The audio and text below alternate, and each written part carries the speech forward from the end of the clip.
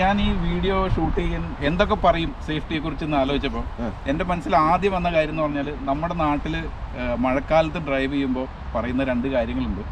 ഒന്ന്, വേഗത കുറയ്ക്കണം, പതുക്കെ ഓടിക്കണം. രണ്ട്, മൊട്ട ടയറിട്ട് ഓടിക്കരുത്. അപ്പോൾ നമ്മൾ പതുക്കെ ഓടിക്കണമെന്ന് പറഞ്ഞു. അതിൻ്റെ കൂട്ടത്തിൽ ഇമ്പോർട്ടൻ്റ് ആയിട്ടുള്ള വേറൊരു കാര്യമുണ്ട്, ബ്രേക്കിംഗ് ഡിസ്റ്റൻസ്. അത് കൂടുതലാണ്. അപ്പോൾ അതനുസരിച്ച് വേണം നമ്മൾ ബ്രേക്ക് ചെയ്യാൻ.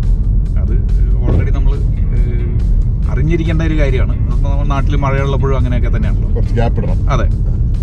പക്ഷേ ഇവിടെ ഒരു കാര്യം കൂടെ ഉള്ളതെന്ന് പറഞ്ഞിട്ടുണ്ടെങ്കിൽ, ഇപ്പോൾ ഇവിടെ നിറച്ച് സ്നോ ആണ് റോഡിൽ. അപ്പോൾ നമുക്ക് അറിയാം ഇത് ഗ്രിപ്പ് ഉണ്ടാവില്ല എന്നുള്ളത് നമ്മുടെ മനസ്സിൽ ഓൾറെഡി ഉണ്ടാവും. പക്ഷെ ചില സമയത്ത് റോഡ് ക്ലിയർ ആയിട്ട് കിടക്കുന്നുണ്ടാവും. പക്ഷെ അവിടെ ഈ ബ്ലാക്ക് ഐസ് എന്ന് പറഞ്ഞ സംഭവം ഉണ്ടാവും, ഒരു തിൻ ലെയർ ഐസ് റോഡിൻ്റെ മുകളിൽ. അപ്പോൾ നമ്മൾ ദൂരേന്ന് കണ്ടു കഴിഞ്ഞാൽ ടാർ റോഡ് കിടക്കുന്നു എന്നേ തോന്നുള്ളൂ. പക്ഷെ അടുത്ത് അവിടെ ചെന്ന് അതിൻ്റെ മുകളിൽ കയറി കഴിയുമ്പോഴാണ് ഗ്രിപ്പ് ഉണ്ടാവില്ല എന്ന് മനസ്സിലാവുന്നത്. അപ്പോൾ അതിൻ്റെ മുകളിൽ ബ്രേക്ക് ചെയ്ത് കഴിഞ്ഞാൽ സ്ലൈഡ് ചെയ്തങ്ങ് പോകും. അപ്പോൾ വല്ല സിഗ്നൽ ലൈറ്റൊക്കെ എത്തുന്ന സമയത്ത് നമ്മൾ ബ്ലാക്ക് ഐസിൻ്റെ മുകളിൽ പെടുകയാണെങ്കിൽ അത് അങ്ങനെ ചിലപ്പോൾ റെഡ് ലൈറ്റ് കഴിഞ്ഞിട്ടായിരിക്കും നമ്മൾ സ്റ്റോപ്പ് ആവുന്നത്. അല്ലെങ്കിൽ ഇപ്പോൾ മുമ്പിൽ വല്ല വണ്ടി ഉണ്ടെങ്കിൽ അതിലേക്ക് പോയി തട്ടാനുള്ള ചാൻസ് ഒക്കെ ഉണ്ട്. മിക്കവാറും അതുണ്ടാവുന്നത് ഇപ്പോൾ രാത്രി -ഡിഗ്രി ഒക്കെ പോകും. ഈ വിൻ്റർ തുടങ്ങുന്ന സമയത്തൊക്കെ ആയിരിക്കും, അല്ലെങ്കിൽ അവസാനിക്കുന്ന സമയത്തൊക്കെ ആയിരിക്കും.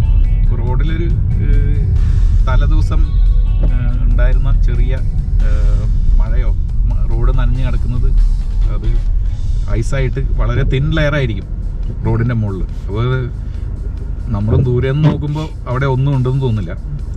സാധാരണ ടാറ് റോഡ് എന്ന് വിചാരിക്കുള്ളൂ. പക്ഷെ നമ്മൾ കയറി കഴിയുമ്പോഴായിരിക്കും ചവിട്ടുമ്പോൾ കിട്ടില്ല. പുള്ളി പോന്നു നോക്കി അതാണ് റിയർ വീൽ. ബസ് വന്ന് പറഞ്ഞു.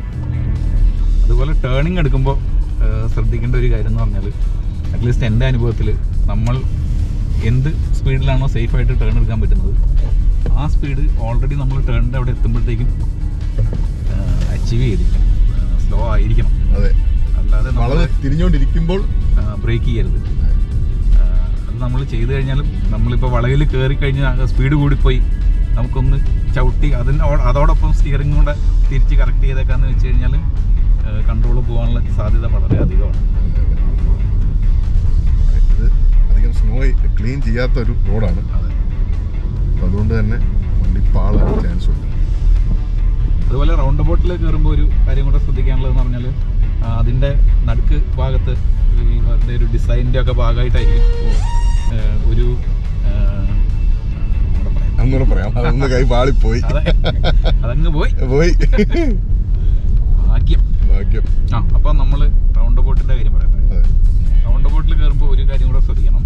അതായത് അതിൽ എല്ലാ റൗണ്ട് ബോട്ടിലും മിക്കവാറും അതിൻ്റെ ഒരു ഡിസൈൻ്റെ ഒക്കെ ഒരു ഭാഗമായിട്ട് അതിൻ്റെ സെൻറ്ററിനോട് അടുത്തുള്ള ഭാഗം ഈ കരിങ്കല്ലൊക്കെ പാകി ഭംഗിയാക്കി വെച്ചിട്ടുണ്ടാവും. അപ്പോൾ അതിൻ്റെ മുകളിൽ കയറി കഴിഞ്ഞാൽ നമ്മൾ സാധാരണ റോഡിലുള്ള അത്ര ഗ്രിപ്പ് പോലും ഉണ്ടാവില്ല. അത് ഡ്രൈവ് ചെയ്യാൻ ഉദ്ദേശിച്ച് ഉണ്ടാക്കിയിരിക്കുന്ന ഭാഗം അല്ലല്ലോ. അപ്പോൾ അതിൻ്റെ മുകളിൽ തീരെ ഗ്രിപ്പ് ഉണ്ടാവില്ല. അപ്പോൾ വീൽ അതിൻ്റെ മുകളിൽ കയറി കഴിഞ്ഞിട്ടുണ്ടെങ്കിൽ സ്ലൈഡ് ചെയ്ത് പുറത്തേക്ക് വരും. അപ്പോൾ അത് സൂക്ഷിക്കണം.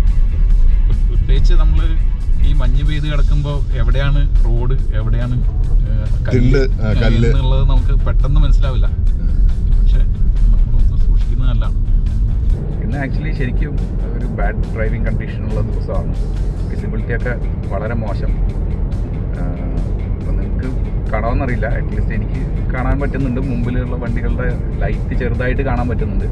പക്ഷെ അത് ഒരു 100 മീറ്റർ അപ്പുറത്തേക്കൊക്കെ പോയി കഴിഞ്ഞിട്ടുണ്ടെങ്കിൽ പിന്നെ ഒന്നും കാണില്ല. അപ്പോൾ സ്ലോ ഡ്രൈവിംഗ് എന്ന് പറയുന്നത് ഈ പറഞ്ഞ പോലെ ബ്രേക്കിംഗ് ഡിസ്റ്റൻസും ഒന്നും മാത്രമല്ല, വണ്ടികളുടെ വിസിബിലിറ്റിയും ഒരു പ്രശ്നമാണ്, പ്രത്യേകിച്ച് ഇത്ര മോശം കണ്ടീഷനിലായിരിക്കും.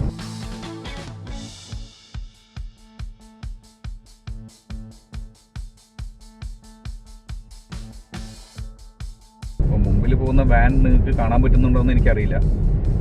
വൈറ്റ് വാനാണ്, അതേപോലെ ഫുൾ വൈറ്റും പിന്നെ മഞ്ഞ അടിക്കുന്നുമുണ്ട്. അപ്പോൾ വളരെ സൂക്ഷിച്ച് നോക്കിയാലേ എനിക്കത് കാണാൻ പറ്റുന്നുള്ളൂ. ആ സിംബൽ എന്താണ്? അത് നമ്മുടെ ലെയിൻ കീപ്പിംഗ് അസിസ്റ്റിന് വർക്ക് ചെയ്യാൻ പറ്റുന്നില്ല. Sorry sir. ലൈനോ എവിടെ?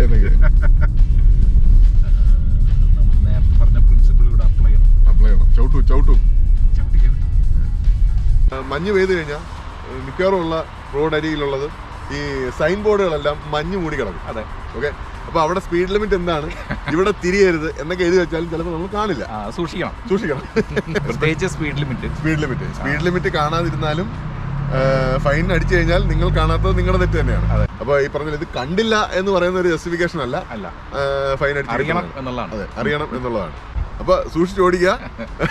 ഇനിയും വാഹന വിശേഷങ്ങളും വണ്ടി റിവ്യൂസിനും ആയി നമ്മുടെ ചാനൽ സബ്സ്ക്രൈബ് ചെയ്യുക, ഷെയർ ചെയ്യുക, ലൈക്ക് ചെയ്യുക, കമൻറ്റ് ചെയ്യുക. Thank you.